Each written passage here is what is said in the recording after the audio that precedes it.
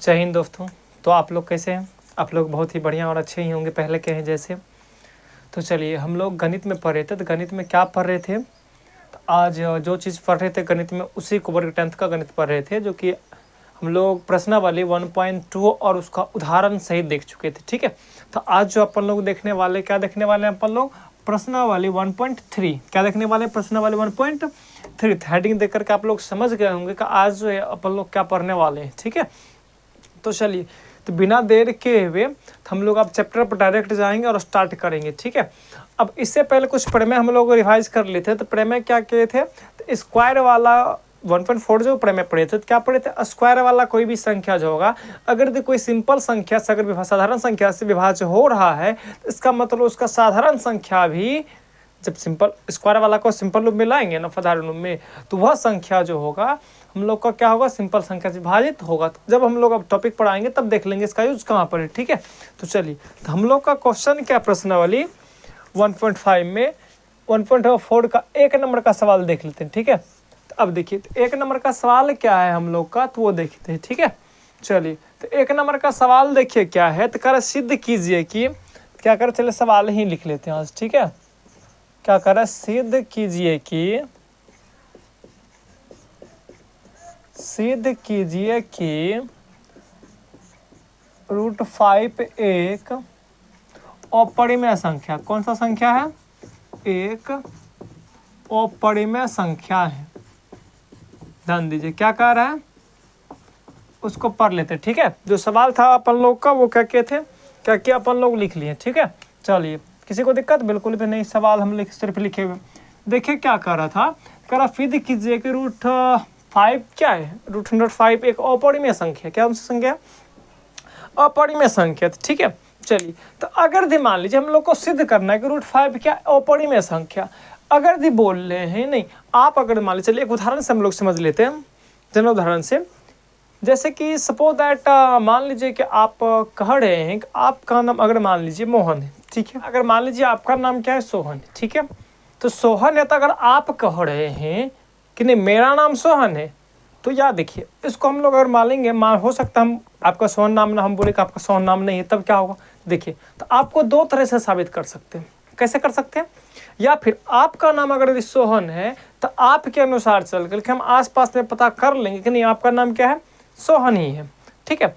तो तब जाकर के अगर मान लीजिए उसके अनुसार, आपके अनुसार अगर आप सोहन ही होंगे आसपास पता करने के बाद, तो आपका नाम सोहन ही होगा। या फिर आप करे सोहन नहीं, आपका नाम सोहन ना मान के हम कुछ और मान लेंगे, तो पता करेंगे, लेकिन आपका नाम जब पता करेंगे तो चारों बगल से पता करने के बाद फिर भी हम लोग को पता होगा कि आपका नाम क्या है? सोहन ही है। तो इस सोहन है, तो अब इसका मतलब आप जो करते वो क्या है? सही है। ठीक है। तो चलिए, तो क्या कर रहा था? अपरिमेय संख्या है ना, तो मान सकते कोई व्यक्ति कह रहा है, दो चीज कह रहा है ना, जो चीज कह रहा है तो उसको हम दो ही तरह साबित कर सकते हैं। पहला तरीका क्या है? या उसके अनुसार चल के, जो आप कह रहे हैं आपके अनुसार चलेंगे, है ना। जो आप कह रहे हैं किसके अनुसार चलेंगे? आपके अनुसार चलेंगे। या फिर जो आप कह रहे हैं आपके अनुसार ना चल के अपने मन से कुछ भी करेंगे। तो मन से करेंगे तो कुछ भी करेंगे मन से, तो लेकिन जो कह रहे तो आपको तो सिद्ध करना है ना। तो चलिए, तो हम क्या करते अपने मन से मान लेते। कौन सा संख्या कह रहा था करने के लिए? अपरिमेय संख्या। तो मान लेंगे, माना कि √5 एक कौन सा संख्या है? परिमेय संख्या। अब परिमेय संख्या क्यों माने हैं अब बताते हैं। ठीक है, समझ लेते हैं अब क्या परिमेय संख्या है। आप सोच रहे हैं परिमेय संख्या क्यों माने? तो देखिए, हम लोग का कहा क्या रहा था, तो कह रहा था √5 के अपरिमेय संख्या। ठीक है। इसका कहना हम नहीं माने, अगर सामने वाला का उसका कहना नहीं माने, उसका अपोजिट माने, मतलब अपोजिट मतलब क्या था? उल्टा। सब उल्टा माने तो क्या मान लें? परिमेय संख्या। अब देखते हैं, अगर परिमेय संख्या होगी तो ठीक है, अगर नहीं होगी तो कोई बात नहीं, इसका मतलब जो कह रहा था वही होगा, ये ना होगा। तो चलिए, तो हम लोग क्या करेंगे, अब सिद्ध करते हैं। ठीक है। चलिए, सिद्ध करेंगे। तो मान लिए तो ये क्या? परिमेय संख्या। तो परिमेय संख्या बराबर, ये हम लोग को पता है, क्या पता है? अगर मान लीजिए ये क्या, √5 को क्या माने? परिमेय संख्या। तो परिमेय संख्या है, लेकिन परिमेय संख्या का दूसरा परिभाषा हम लोग जब डिफिनेशन बता रहे थे तो उस समय पढ़े थे। क्या पढ़े थे? कि जिससे भी किसी भी संख्या को हम P/Q के रूप में लिखते हैं। मान लीजिए कोई वास्तविक संख्या, कोई पूर्णांक संख्या को जब हम P/Q के रूप में, कौन सा वास्तविक संख्या किस रूप में लिखेंगे? P/Q के रूप में। तो कहने का मतलब क्या, जब कोई भी संख्या को P/Q के रूप में लिखेंगे तो परिमेय संख्या। तो इसका मतलब परिमेय संख्या जो एगो है, तो एक कौन सा परिमेय संख्या है?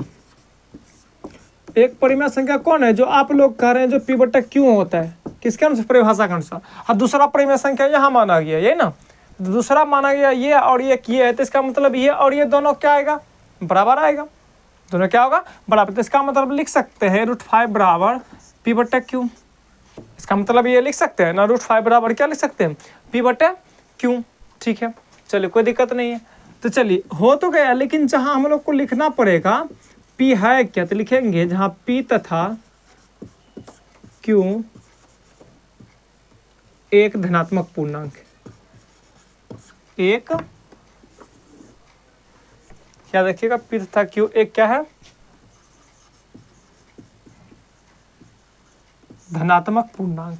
ठीक है, क्या बोले, पी तथा क्यू क्या एक धनात्मक पूर्णांक है, और क्यू नॉट इक्वल टू क्या होना चाहिए, 0।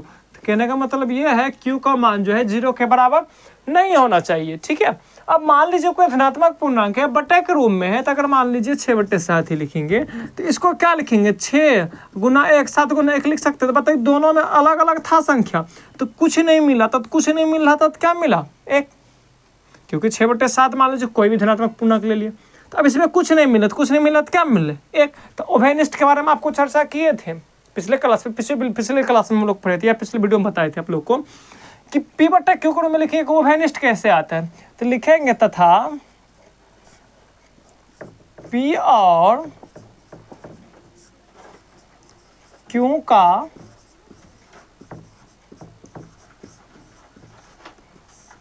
उभयनिष्ठ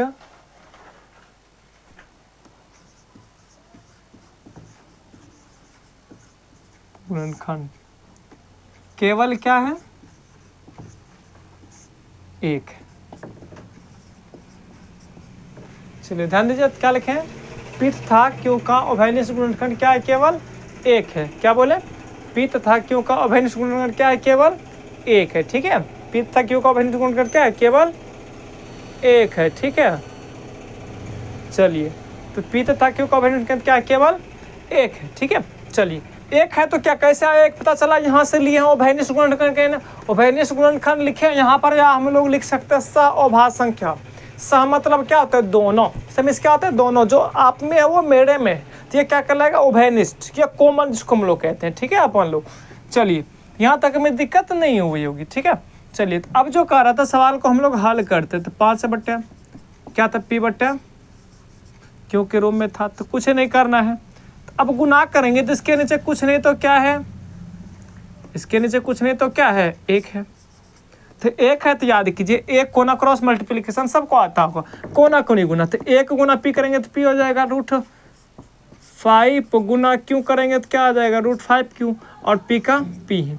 अब ये बताइए हमको तो जांच करना है ना, अपन लोग को क्या करना है, जांच करना है, तो जांच करने तो चलो करते हैं। ठीक है, जब करेंगे तो यहाँ तो आ जाता है रूट। अब एक चीज़ हम लोग को पता है, रूट को हटाने के लिए स्क्वायर करते हैं। अब क्यों करते हैं अभी बताते हैं। ठीक है, दोनों तरफ क्या करने पर, वर्ग करने पर, क्या करने पर, वर्ग करने पर। ठीक है, क्या बोले, दोनों तरफ क्या करने पर, वर्ग करने पर। ठीक है, अब देखिए वर्ग कैसे करेंगे, तो वर्ग का मतलब होता है किसी भी संख्या पर पावर कितना, 2। तो वर्ग का मतलब क्या होता है, किसी भी संख्या पर पावर कितना, 2। अब देखिए रूट को हटाने के लिए एक सवाल देखिए छोटा सा है, क्या बोले, रूट को हटाने के लिए स्क्वायर का प्रयोग करते हैं। क्यों करते हैं, क्योंकि याद रखिए रूट का मतलब ही होता है किसी संख्या पर पावर 1/2। देख लीजिए ये होता है रूट का मतलब क्या, किसी में पावर 1/2। जैसे मान लीजिए √5 लिए हैं, तो √5 का जब स्क्वायर करेंगे तो क्या बोले, तो √5 का स्क्वायर करेंगे तो 5 का 5 हो जाएगा, लेकिन रूट का मतलब क्या बोले, 1/2। अब इसका भी पावर क्या है, 2 ही है ना। चलिए और बताए थे पावर का पावर ऑप्शन क्या होता है, गुना 2 गुना 1, तो क्या होगा, 2 2 तो खत्म हो जाएगा। देखिए 5 पावर 1, इसका मतलब क्या बचा आंसर, 5। क्या है आंसर, 5 आया है। ठीक है, चलिए जब 5 आया तो इसका मतलब क्या है, अब तो समझ में आ गया होगा रूट का मतलब क्यों क्या होता है किसका। चलिए तो अब क्या करेंगे, इसको हटा देते हैं, रूट और 2 जगह क्या बचेगा, 5। ठीक है, चलिए तो उसके बाद क्या बचेगा, क्यू का क्यू स्क्वायर ही हो जाएगा, तो पी स्क्वायर। अब बताइए 5 क्या है, जोड़ घटा गुना, गुना में इधर आएगा तो भाग में, तो इसका मतलब पी स्क्वायर बटा क्या हो गया, 5। चूंकि क्यू स्क्वायर बराबर क्या लिखेंगे, पी स्क्वायर बटा 5। ठीक है, इसको मान लेते हैं अपन लोग, क्या मान लेते हैं, समीकरण 1। ठीक है, क्या माने, समीकरण 1 मान लिए। ठीक, चलिए तो अब लोग क्या करें, तो हम लोग एक प्रमेय पढ़े थे, क्या पढ़े थे प्रमेय, ध्यान दीजिए प्रमेय क्या पढ़े थे, तो पढ़े थे किसी भी संख्या का स्क्वायर, बताए थे पी स्क्वायर, इससे पहले जो प्रमेय 1.4 में पढ़ते, स्क्वायर वाला 5 विभाज्य है, उसी तरह लिखेंगे तो क्या लिखेंगे, चूंकि पी स्क्वायर 5 से विभाज्य, 5 से क्या है, ठीक है, विभाज्य है, तो बताइए पी जब क्या बोलते, स्क्वायर वाला जो संख्या से विभाज्य होगा तो इसका मतलब उसका सिंपल रूप जो होगा वो भी क्या होगा, विभाजित होगा, क्या होगा, विभाजित होगा। ठीक है, विभाजित होगा।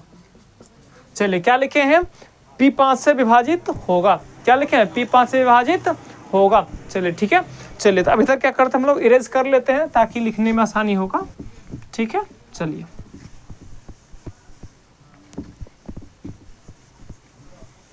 देखिए क्या कर रहा था, अब देखिए यहाँ क्या देखे, तो पी स्क्वायर 5 से विभाजित, बताए थे प्रमेय 1.4 में क्या बताए थे कि स्क्वायर वाला सिंपल संख्या से विभाजित है, इसका मतलब सिंपल संख्या भी सिंपल संख्या से विभाजित होगा। विभाजित करने का मतलब है भाग लगना, सीधा समझना है अपन लोग को, क्या समझना है, विभाजित करने का मतलब क्या है, भाग लगना। ठीक है, चलो तो आगे बढ़ते हैं।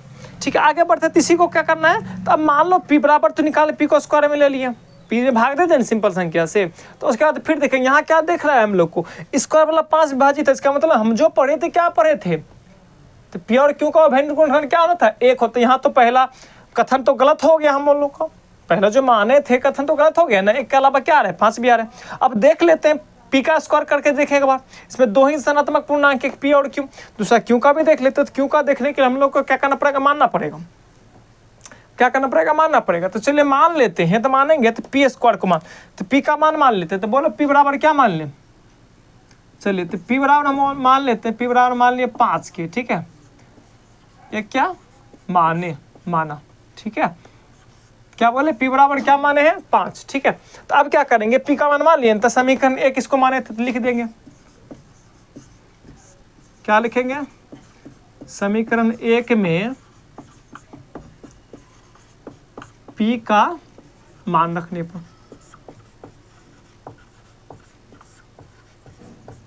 क्या बोले, समीकरण 1 में पी का मान रखने पर, तो समीकरण 1 देखिए क्या है अपन लोग का, तो है, देख लेते क्या है, क्यू स्क्वायर बराबर पी स्क्वायर बटे 5 है ना। तो लेकिन ये बताइए हम लोग जो माने किसका मान माने, पी का माने, तो पी का माने तो पी स्क्वायर था, यहाँ पे था ना, स्क्वायर था, स्क्वायर के बदले स्क्वायर को तो हम कुछ नहीं किए, जो पावर था इसको कुछ तो नहीं ना किए, तो बिल्कुल भी नहीं किए, तो किए किसको है, तो किए हैं क्या, 5 को, पी को माने हैं, क्या माने 5 के, तो इसको लिख देंगे 5 के, लेकिन स्क्वायर था तो स्क्वायर लिख देंगे, क्यों लिखेंगे, क्योंकि सवाल में ही दिया हुआ है। तो बोले 5 का जब स्क्वायर करेंगे तो कितना आएगा, 25, क्योंकि स्क्वायर का मतलब होता है जिस किसी भी संख्या पर, मतलब पावर का मतलब सीधा समझिए, सीधा सा होता है कि जिस किसी भी संख्या पर पावर जितना है वह संख्या उतनी बार क्या है, गुना है। ठीक है, वह संख्या उतनी बार क्या है, गुना है। तो चलिए गुना कर देते हैं, तो कट भी रहा है तो बिल्कुल 5 बार में कट है, तो बचेगा क्या, क्यू स्क्वायर बराबर बच रहा है 5 के स्क्वायर, क्या बचा, चलिए तो स्क्वायर में है, तो अब बताइए 5 के स्क्वायर में है, इधर आएगा तो गुना में, मतलब उधर गुना में, इधर आएगा तो भाग में। अब ये बताइए हम लोग जो अभी थोड़ा देर पहले देख रहे थे, क्या देख रहे थे, अभी जो विभाज्य किए थे किसको किए थे, 5 को किए थे, मतलब पी को किए थे, पी स्क्वायर को, अब यहाँ किया क्यू स्क्वायर, तो यहाँ भी जब किए थे यहाँ भी क्या पाए हम लोग, तो 5 से इसमें भाग लग रहा है, क्योंकि प्रमेय 1.4 में परे स्क्वायर वाला ऊपर वाला जो भी रहेगा नीचे वाला से भाग लगेगा, यह विभाज्य होगा। ठीक है, तो इसलिए क्या होगा, ये पूर्णतः विभाज्य होगा। ठीक है, चलो तो अब क्या करेंगे, इसको समीकरण मान लेते हैं 2।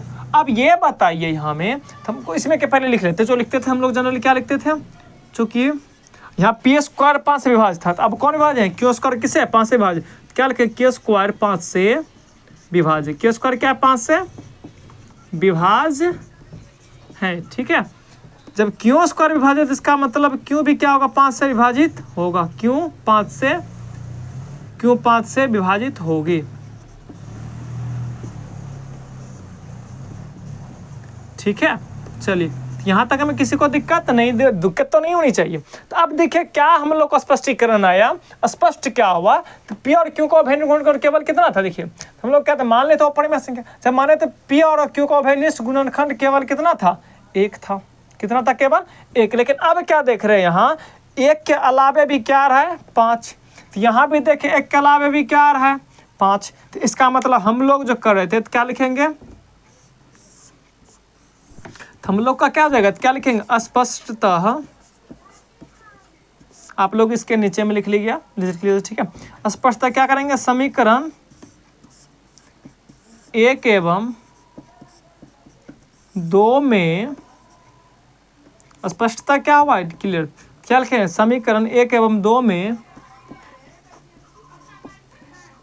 पी तथा क्यों का उभयनिष्ठ गुणनखंड। क्या लिखें? समीकरण 1 एवं 2 में पी तथा क्यों का उभयनिष्ठ गुणनखंड 1 के अलावा,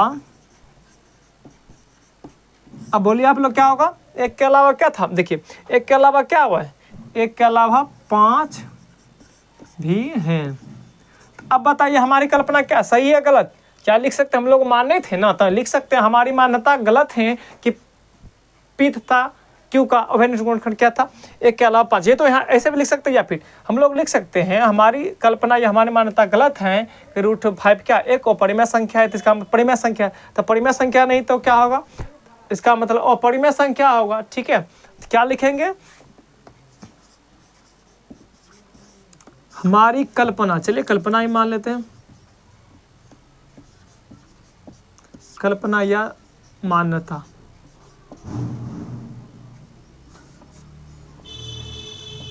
हमारी कल्पना या मान्यता गलत है कि √5 एक परिमेय संख्या है। क्या एक परिमेय संख्या है? तो अतः परिमेय संख्या नहीं तो क्या होगा? अपरिमेय संख्या। तो अतः √5 एक अपरिमेय संख्या, √5 एक अपरिमेय संख्या है, ठीक है। चलिए तो एक बार एक सवाल को फिर से हम लोग पढ़ लेते हैं, ठीक है। क्या कर रहा था सवाल, एक बार फिर से समझ लेते हैं, ठीक है।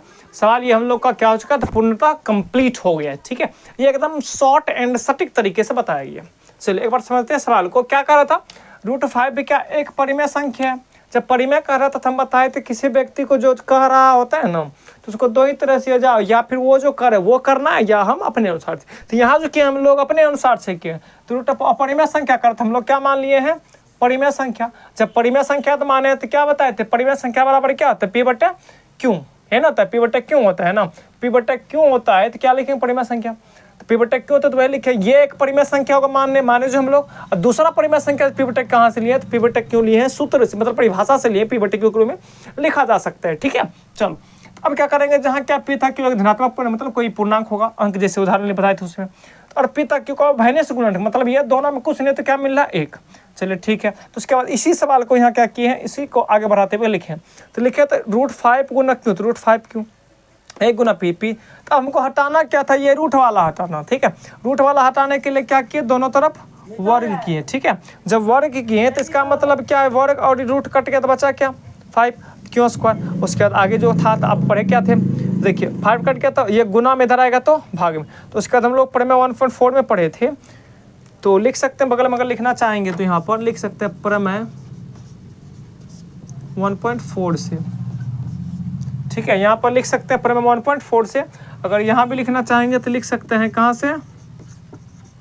प्रमेय 1.4 से, ठीक है। चलिए तो उम्मीद करते हैं यहाँ तक में किसी को दिक्कत नहीं हुआ होगा।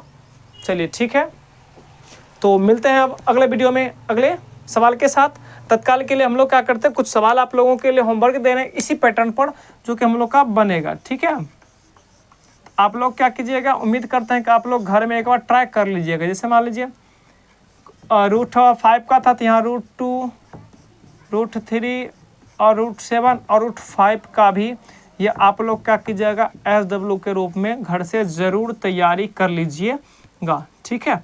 चलिए तो उम्मीद करते हैं कि आप लोग को ये वीडियो, ये सवाल जो आप लोगों को अच्छे से समझ में आया होगा। अगर किसी प्रकार को कहीं पर भी दिक्कत होता है तो मेरा नंबर नीचे में दिया रहता है, कमेंट बॉक्स में जा कर के आप लोग कमेंट करें, या फिर हम लोग कमेंट करें या फिर हम लोग को वो जो नंबर दिया उस पर कॉल कर सकते हैं। ठीक है, चलिए आज के लिए यहीं तक।